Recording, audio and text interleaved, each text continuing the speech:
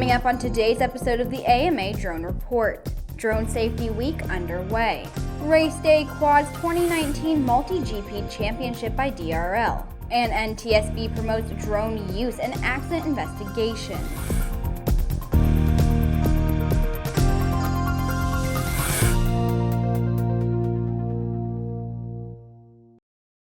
Welcome to Airborne's AMA Drone Report, a weekly news program covering the recreational drone world, in partnership with the Academy of Model Aeronautics, one of the oldest and most respected aviation organizations in the world, with more than 200,000 members and 2,400 clubs across the country. I'm Sophie Herlock. The FAA is currently in the middle of their Drone Safety Awareness Week, which started on Monday and will end on Sunday the 10th. The FAA says their highest priority is to ensure the safety of the National Airspace System as drones continue to be integrated into the NAS. This week is an opportunity for drone users to share their commitment to safety. During the week, the FAA has been highlighting how key sectors use drones for good, and each key sector had a specific day of the week focused on their area of expertise. Today's highlighted key sector was business, commercial, and medical package delivery. Fridays is education and STEM. And Saturday and Sunday will wrap up the week with recreational flyers. Now, let's take a quick look at news making rounds of the small UAS and hobby drone communities. It's time for today's Drone Minute.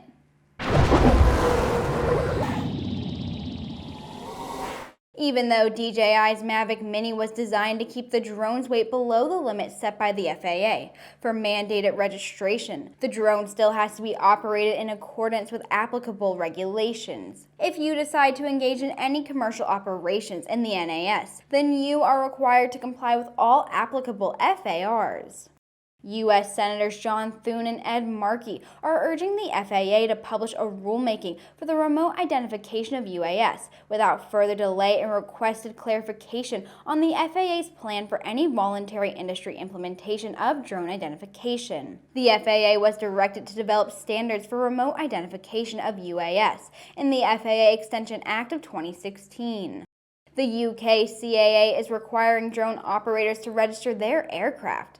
The registration cost is about $12, and registrants are required to take an online education course and pass a test to qualify to fly their drones. The deadline to register is November 30th.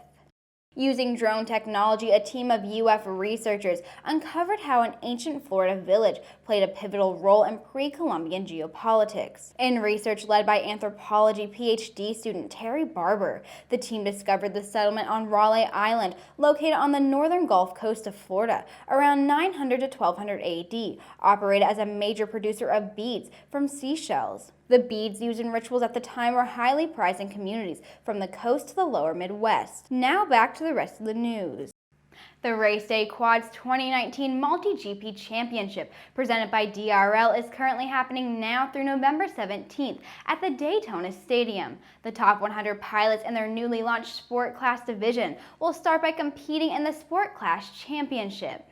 With 2 drone racing tracks on site, the field will narrow over the weekend down to the top 16 to compete for the inaugural Sport Class Championship title. After that, the RaceDayQuads 2019 MultiGP Pro Class Drone Racing Championship convenes the following weekend as the top 200 ranked pro pilots compete on 2 different tracks, with the field gradually narrowing to the top 16 pilots to compete for the Pro Class Championship. The MultiGP champion will be offered a paid pilot position to fly for the DRL in the 2020 season. To stay up to date on this exciting event, head over to multigp.com/championship/.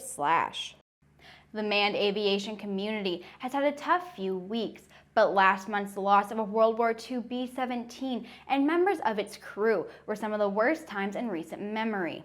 Despite the sadness, there has been great interest in the accident investigation because such work produces information which often enhances aviation safety for all.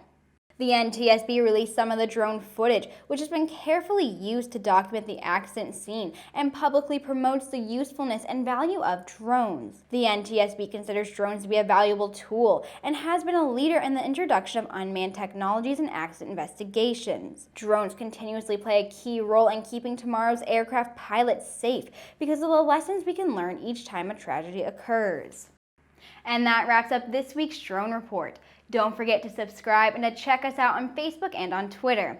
For more information on the exciting hobby drone world, head over to modelaircraft.org. I'll see you tomorrow to wrap up the week with an episode of Airborne Unlimited.